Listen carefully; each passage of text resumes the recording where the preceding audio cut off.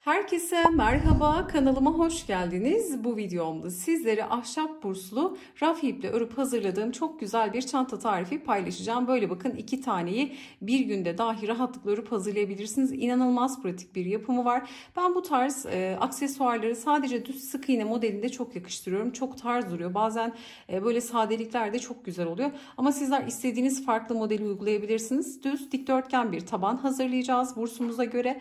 Bunu da nasıl yapıyoruz? Sizlerle detaylı olarak video içerisinde adım adım paylaşıyorum. Umarım açıklayıcı olur. Tamamen sık iğneyle çantamızı bitiriyoruz. Bir yumak kullanarak sadece 100 gramdan böyle bir çalışmayı hazırlamış oluyoruz. Bakın, bursun ahşap bir burs kullanacağız. Buradaki topuzlarıyla rengin uyumu şahane oldu. Ben böyle rengarenk çalıştım. Zıt renkler kullanabilirsiniz. Ve böyle uzun bir sap tercih ettim. Bakın, takıldığı zaman çok güzel duruyor. İster uzun ister omuzda kullanabilirsiniz. Ya da böyle sap kullanmak istemiyorsanız daha farklı aksesuarlar da olabilir. Sapınızı şöyle çıkartıp çantamızın iç kısmını da görelim. İçini böyle astarsız kullanmayı planlıyorum ama isterseniz astar da yerleştirebilirsiniz. Tamamen zevkinize kalmış. Yazlık bir çanta olduğu için astarsız dahi rahatlıkla kullanılabilir. İçerisi oldukça derin. Telefonunuz, gözlük kabınız, anahtarınız, birçok fazla eşyayı da alabilecek ölçüde bir çanta oldu. Hemen şöyle sapı da içerisine yerleştireceğim. Şöyle bakın. Bu şekliyle de gerçekten elde tutmak isterseniz sade haliyle de çok güzel. Siyah rengini hazırlamıştım ilk olarak. Burada sadece zincir sayı farkı var. Bakın şöyle göstermek istiyorum bursu. Bu biraz daha enine uzun oldu. Buysa bir tık daha boyuna uzun oldu. Sadece 2 zincir eksik başlayarak bu çantayı daha uzun hazırlamış oldum. İkisine de birer yumak yetti. Burada 21 zincirle başladım. Videoda bahsediyorum. Buradaysa 19 zincirle başladım. Bakın, daha uzun zincirle başladım. Bir tık daha kısa, enine geniş oldu. Buysa boyuna daha geniş oldu. Bu siyah da gerçekten çok asil ve çok güzel oldu. Bakar mısınız? Ve yine bu sapın siyahını kullandım. Gerçekten çok yakıştı. Takıldığı zaman şahane görünüyor. Hemen şöyle iç kısmını da göstermek istiyorum. Tertemiz, muntazam bir çalışma oluyor. Bütün detayını video içerisinde sizlerle adım adım paylaştım dediğim gibi. Umarım faydalı bir içerik olur ve sizler de beğenir ve denersiniz. Detaylı tarifimize geçmeden önce sizlerden küçük de bir ricada bulunmak istiyorum. Kanalımıza ücretsiz abone olabilir, videoyu beğenir ve yorumlarınızı eksik etmezseniz gerçekten çok mutlu olurum. Tarifimize geçelim. Çantam için kullanmış olduğum malzemelerin tamamını Aksa Örgü Butik'ten satın aldım. Sizin için de iletişim bilgilerini videonun açıklama kısmına ekliyor olacağım. Bu çalışmada kalın dokulu, eli hiç ama hiç acıtmayan çok güzel bir raf iplik kullanacağım. Bir yumak yeterli olacak ama sizler çantanın boyutunu, derinliğini daha fazla isterseniz ikinci bir yumağa ihtiyacınız olabilir. Bakın, buradaki çalışmamda da yine bir yumak yeterli oldu. 100 gram raf ip kullanmış olacağım ama sizler daha farklı raf ipler kullanıyorsanız metraj değişeceği için gramaj da otomatik olarak değişecektir. Bunu da başlangıçta belirtmekte fayda var. Şimdi burada bir hazır ahşap burs kullanacağım. Bakın, bu şekilde akrilik topları olan. Hemen ölçüsünü vermek istiyorum sizlere. Bursumuzun ölçüsü 20 santim. Bu topların bakın birçok rengi var. Burada siyahını görüyorsunuz. Burada çok güzel böyle gül kurusu gibi harika bir ton var bakın. Bunların daha farklı renkleri de var. Yine ipin de yine farklı renkleri var. Sizler daha farklı renklerle kombinlerde yapabilirsiniz. Çalışmamız çok kolay. Dikdörtgen bir taban hazırlıyoruz. Bakın, burada şöyle göstermek istiyorum. Bu çalışmayı 21 zincirle başlangıç yapmıştım. Şöyle ağız kısmında, bu arada sapı da görüyorsunuz. Böyle bir sap yerleştirdim. Tabii daha farklı saplar da yerleştirebilirsiniz. Hemen şu içini göstermek istiyorum. Bakın, burada 21 zincirle başladığımda hafif bir dalgalanma oldu. 2 zincir eksik başlayacağım şimdi burada. Yine buna da bir yumak yeterli oldu. 21 zincir de başlayabilirsiniz ama biraz aralara yedirmek gerekiyor. Burada önemli olan, çantayı bitirdiğimiz zaman şu bursun iç kısmına, bakın şurada oluklar var.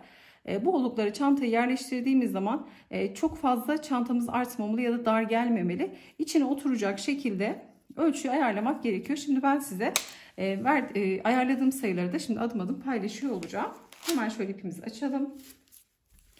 Burada kullanacağım tığ numaram da 4 milim olacak. Sizler daha farklı ipler kullanıyorsanız ipin inceliğine, kalınlığına göre, örmenizin sıklığına, gevşekliğine göre kendi tığ numaranızı belirleyebilirsiniz. İlk olarak zincir çekerek başlıyoruz. İlk zincirimizi kilit yaptıktan sonra ördüğümüz ayardan bir tık gevşek olacak şekilde başlangıç zincirlerimi hazırlıyorum. Sizler daha büyük bir burs yapacaksanız buradaki zincir sayısını değiştirebilirsiniz.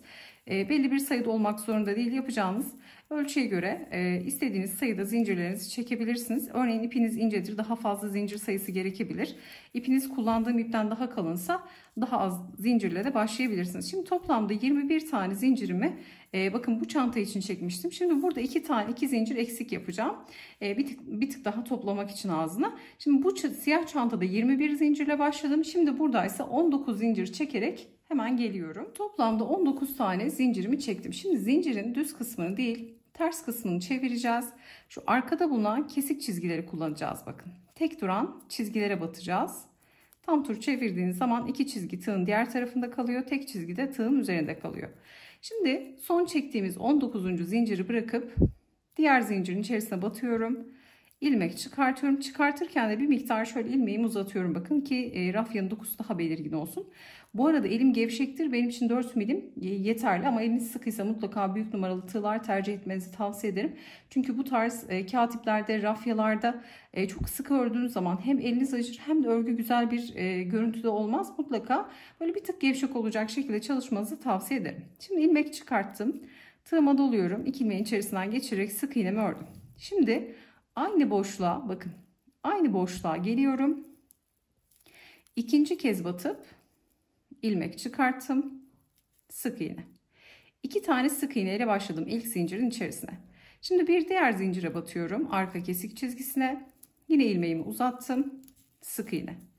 Bir diğer zincire batıyorum. İlmek çıkarttım. Sık iğne. Şimdi bu şekilde sık iğnelerimizi örerek ilerleyeceğiz.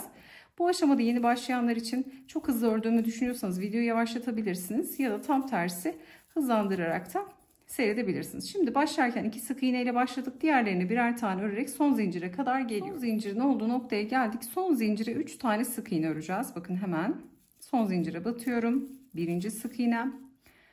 Son zincire ikinci kez batıyorum. Şöyle kısa ipi de gizleyerek öreceğim. İkinci sık iğnem. Son zincire üçüncü kez batıp üçüncü sık iğnemi örüyorum. 1, 2, 3 tane sık iğne örmüş olduk. Şimdi karşı tarafa geçeceğiz bakın. Zincir noktaları artık 2 çizgi bakın tığ üzerinde kalıyor. Bu tarafa geçip şimdi dönüşümüzü sağladık. Buradaki sık iğnelerin boşluğuna batmış oluyoruz bakın. Şimdi geliyorum hemen zincirli gelen noktaya batıp bir tane sık iğne örüyorum. Kısa ipi de bu aşamada gizliyorum bakın. Şimdi burada da bu düz kenarda da her bir zincire sık iğnenin dip noktalarına bakın. Zincirli noktaya batıp bir tane sık iğne öreceğim.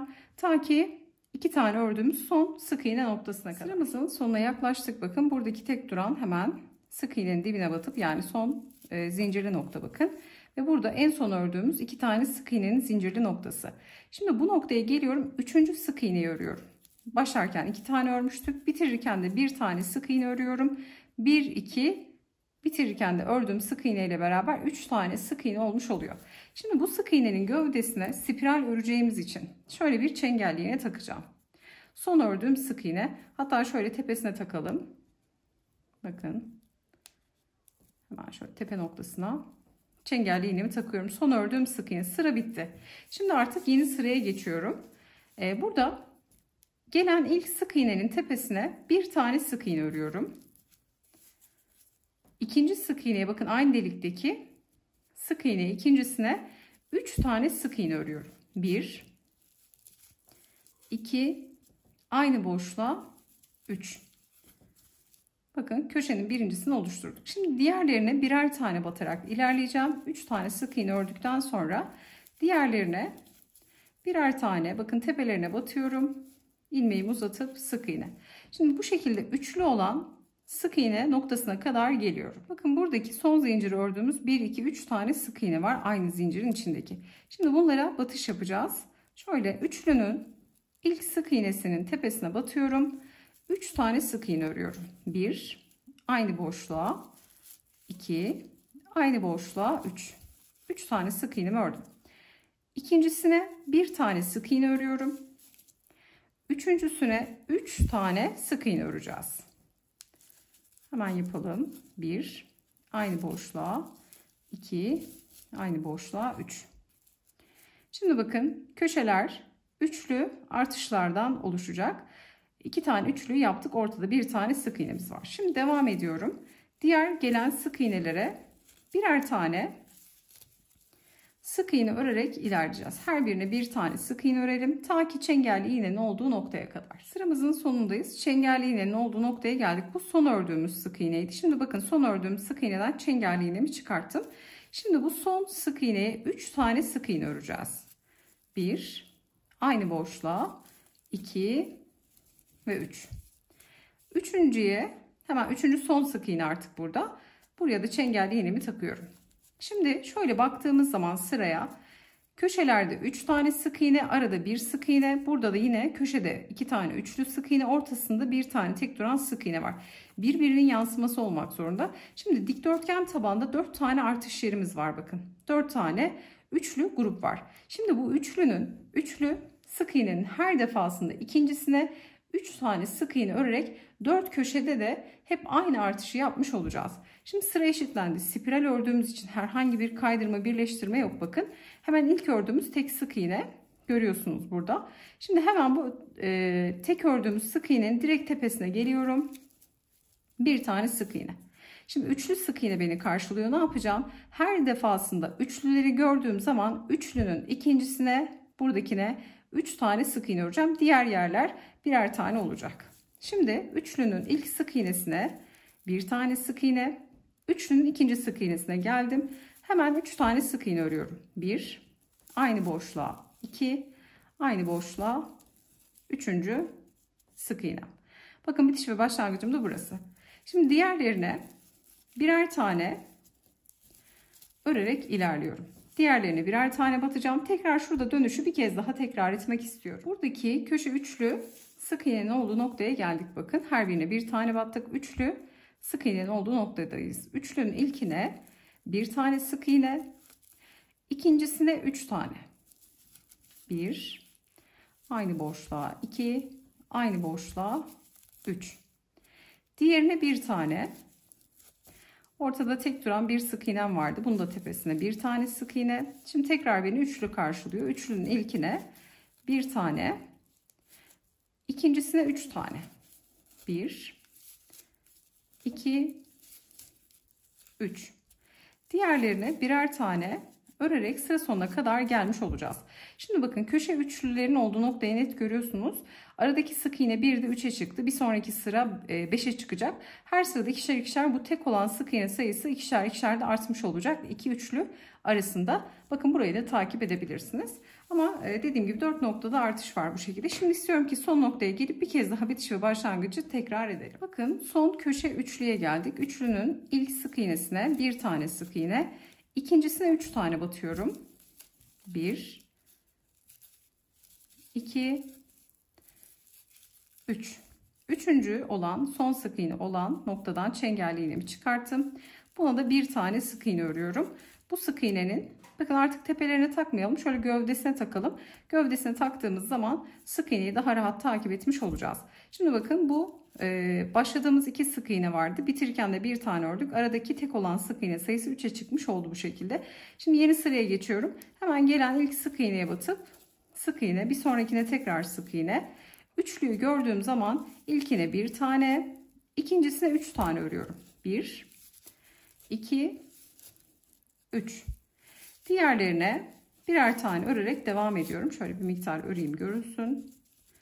Bakın oldukça muntazam bir taban oluyor. Şimdi bitişi bu kenarda yapacağımız için bu çengelli iğnenin burada kalması önemli. 4 tane artış noktamız var. Üçlü sık iğnelerin her defasında ikincisine 3 tane sık iğne örerek artışlarımızı sağlıyoruz. Diğer noktalar bir sık iğneden oluşuyor. Şimdi bu şekilde 5 sıra öreceğiz. 5 sıra ördüğüm zaman bakın Bursa'da nasıl yerleştirdiğimi bu aşamada anlatmak istiyorum. Bir de kademeli ütüleme yapacağız. Tabanı örüp bitireceğiz 5 sıra.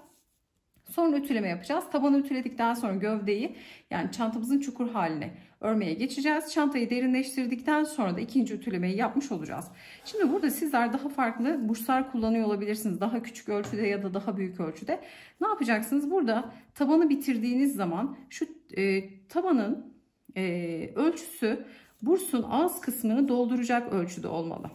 Şimdi 5 sıraya tamamladığım zaman göreceksiniz. Bunu tabanı direkt bu şekilde bursun içerisine yerleştirerek de, yani oluyor mu olmuyor mu, ne kadar geniş kalıyor, bunu bu aşamada da görebilirsiniz. Bakın biraz da dışarı taşıyor şu aradaki boşlukları. 5 sıra ördüğümüzde tamamen doldurmuş olacağız. Şimdi 5 sıraya tamamlayalım. 5 sıraya tamamladıktan sonra tersten buharlı ütüyle güzelce ütüleyelim. Ütülemekten korkmayın, hiçbir şey olmuyor. Buharlı ütümüzü yapıp 5 sıramızı tamamlayıp bir sonraki aşamaya birlikte devam edelim. Burada tabanımızı bakın 1, 2, 3, 4, 5 sıra artış yaparak ördük. Şimdi artık artış yapmayacağız. Şimdi santim olarak ölçü de vereceğim sizlere. Kısa kenarı 10 santim. Uzun kenarı 23 santim. Ölçümüz bu şekilde. Şimdi burada bahsettiğim şey şuydu. Bakın burada tabanı ördüğünüz zaman bursunuzun ağız kısmına gelecek şekilde şuradaki açıklıkları görüyorsunuz. Burada dışarı taşan kısımlar bu açıklıkları kapatmış olacak. Yani bu şekilde ördüğüm zaman daha geniş bir taban oluyor. Bakın şöyle güzel bir görüntü oluyor. Dediğim gibi burada 21 zincirle başlamıştım. Burada 19 zincirle tabanımı hazırlamış oldum. Yine 5 sıra artış yaptım buradaki çalışmada da. Yine burada da 5 sıra artışımı yaptım. Bundan sonra artık tamamen sık iğnelerimi örüp düz bir şekilde spiral şekilde örmeye devam ederek artık artış yapmayacağım. Çantam tamamen çukurlaşmış olacak. Çukurlaştırdıktan sonra da bakın şurada oluklar var. Vidaları da var zaten. Olukları görüyorsunuz. Oluk kısmına örgümüzü yerleştirerek bir makas yardımıyla yerleştireceğim ben. Sonra vidaları takıp çantamızı bitirmiş olacağız. Şimdi istiyorum ki eğer çantanızı astarlama yapacaksanız taban ölçünüzü aldınız zaten. Çantayı da derinleştirdikten sonra astarınızı çantanıza dikersiniz. Astarla beraber örgünüzü bu kısma yerleştirip o şekilde vidalamanızı da tavsiye ederim. Şimdi bundan sonra yapacağımız işlemle hemen örerek gösterelim. Bundan sonra artık bitiş ve başlangıç yerimiz belirgin. Bakın burada bitireceğiz. Şimdi her bir sık iğneye bir tane sık iğne örüyorum. Tabanımızı ördük, bitirdik. İlla ki dikdörtgen bir taban olmak zorunda değil. Oval bir tabanda hazırlayabilirsiniz ya da hazır deri tabanlar da kullanabilirsiniz. Tamamen tercihinize kalmış. Şimdi bakın üçlü sık iğne geldi. Artık her birine bir tane örerek devam edeceğim. Hiç artış yok. 5 sıra boyunca artış yaptık. Bundan sonra her bir sık iğneye bir tane sık iğne örerek bu şekilde tamamen spiral öreceğiz ve çanta hemen çukurlaşacak. Tamamen spiral örerek çantamızı derin hale getirelim. Bir yumak bitene kadar örüyorum dediğim gibi.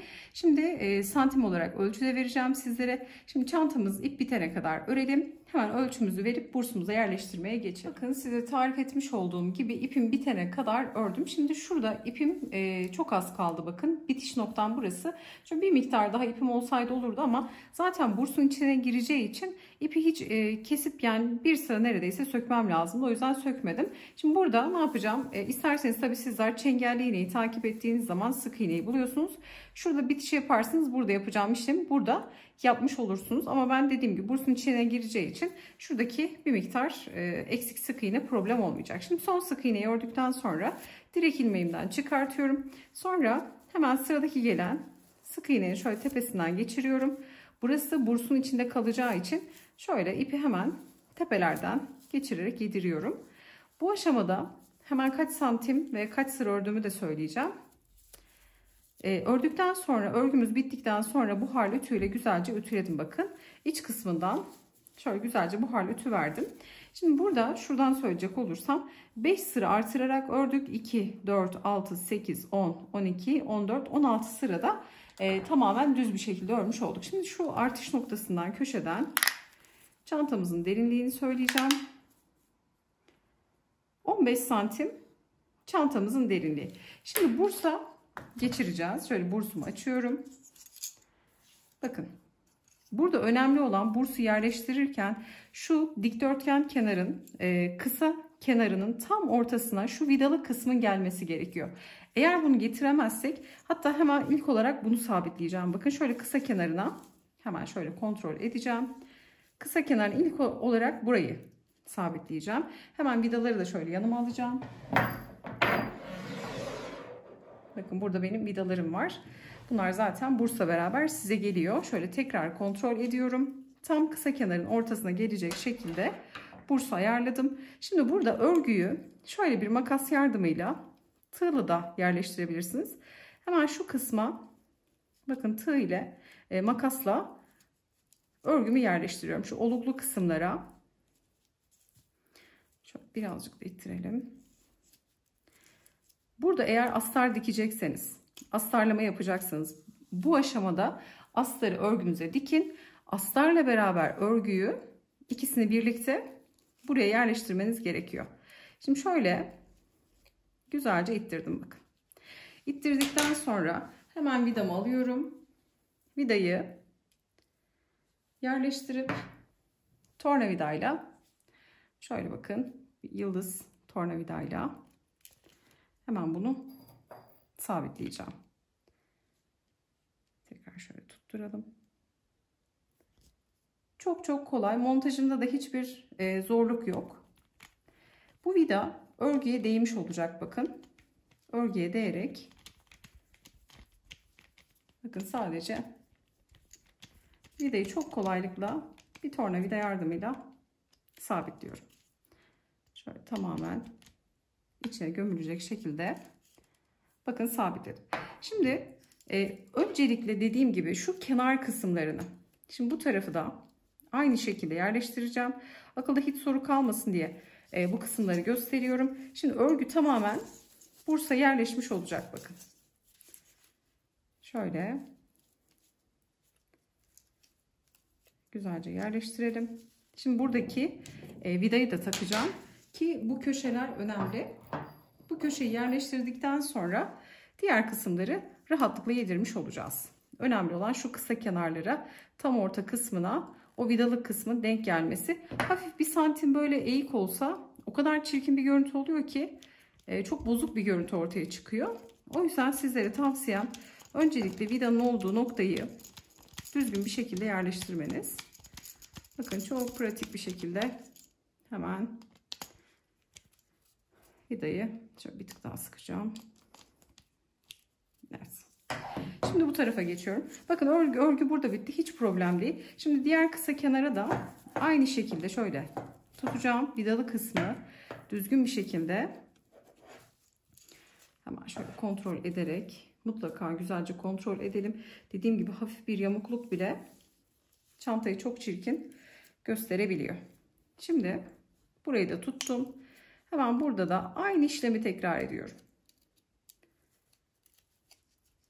Şöyle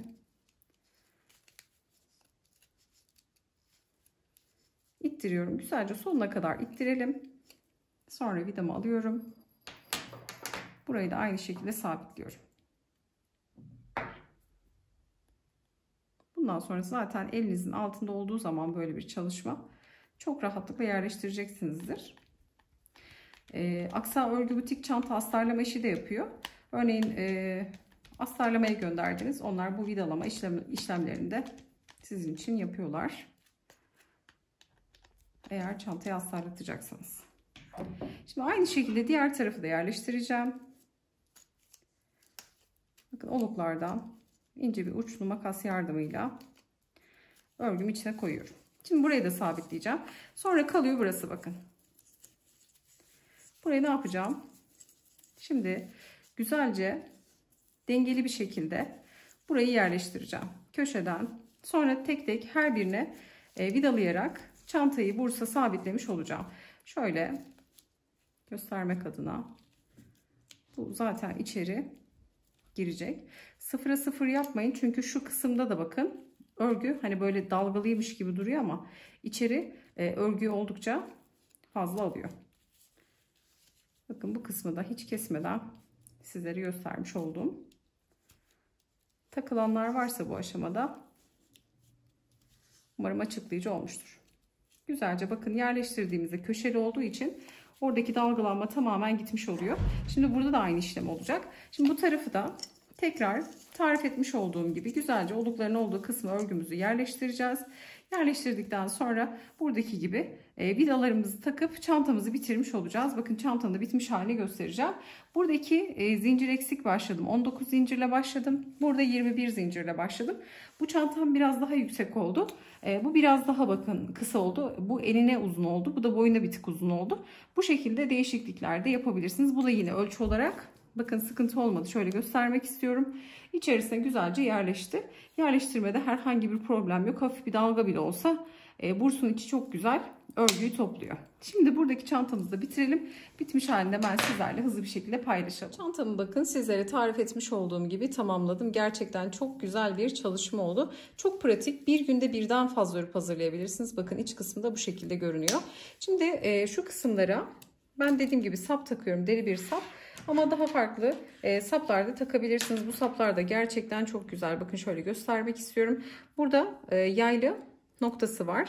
Hemen bursun içindeki şu D halkalara yayı yardımıyla bakın sapımı takıyorum. Bu da gerçekten çok yakıştı. Çok güzel oldu. Kullanım açısından da çok güzel. İster omuzda ister çapraz şekilde de takabiliriz. Takmayacağımız zaman da elle taşıyacağımız zaman da rahatlıkla sapımızı çıkartıp çantamızın içerisine koyabiliriz. Yapacak olanlara kolaylıklar diliyorum. Tarifimiz de bu şekildeydi. Videomuzu beğenmeyi, yorum bırakmayı, kanalımıza abone olmayı unutmayın. Bir sonraki videoda görüşünceye dek hoşça kalın.